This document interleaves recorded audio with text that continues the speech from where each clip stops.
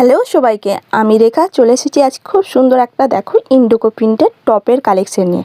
এটা কিন্তু এখন খুবই ভাইরাল অনলাইনে। তোমরা ব্যাক সাইজ এরকম ফিতে দেওয়া পাচ্ছ, গোলা পাচ্ছ, চার চৌকো এবং হাতের কাছেও কিন্তু লেস পাওয়া যাবে।